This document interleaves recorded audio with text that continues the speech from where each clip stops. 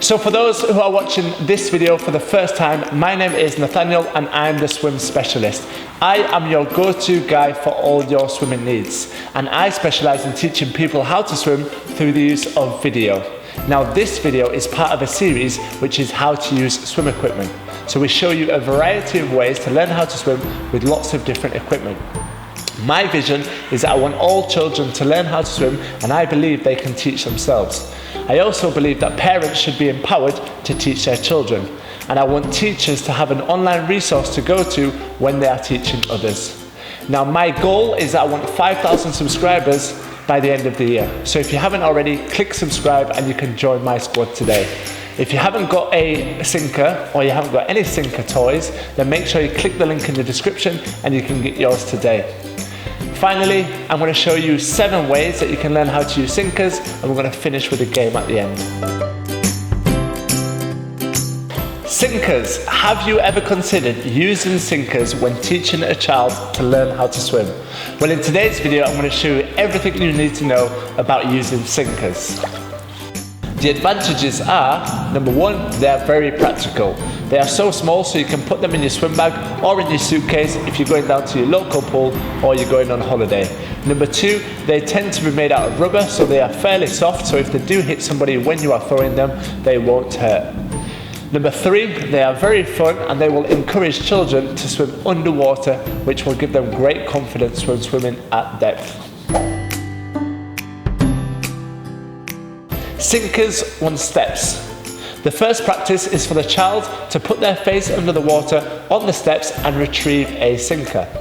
The key point is that the child takes a breath and seals their lips. This will prevent them from swallowing any water, and the sinker will incentivize them to open their eyes and actually look downwards. Sinkers from the shallow end. In this practice, we want to move the sinker a little bit deeper, so somewhere comfortable where your child can stand up. Now all the child has to do is go down, pick up the sinker and retrieve it out of the water. The key point here is when the child is under the water, they seal their lips. Now can they blow out on their way up? Now this will encourage the swimmer to stay underwater for even longer. Sinkers from the deep end. This time, challenge the swimmer even further by putting it a little bit deeper. The key points here are that the swimmer needs to hold their breath for up to 10 seconds.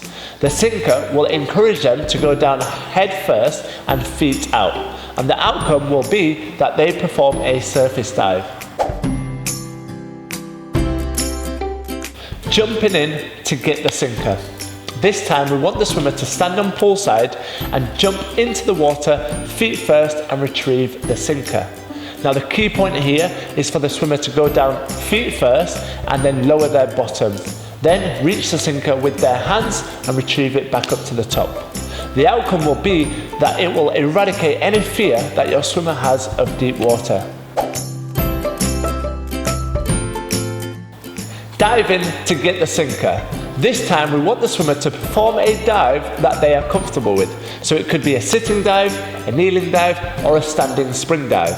And we want the swimmer to make sure they go in hands first.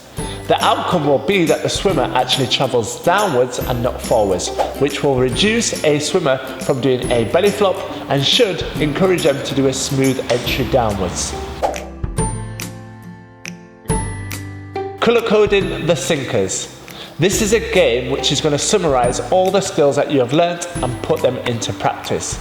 So we want you to throw a variety of colours into the water. Now each colour will mean that you get the sinkers in a particular way. For example, the yellow sinkers you have to swim out and take back. The blue sinkers you will jump in and then take back to the side. And the green sinkers you have to dive in and then take back to the side. This game will add the element of competition, which should bring the best out of the swimmer.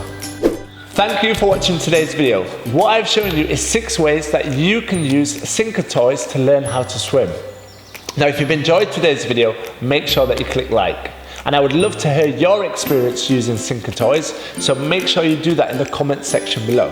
And if you haven't got your sinker toys already, remember you can go in the description, click the link and you can get yours today. Finally, click subscribe so you can join my squad and help me achieve my mission of 5,000 subscribers. There's a video on your left which will show you another video.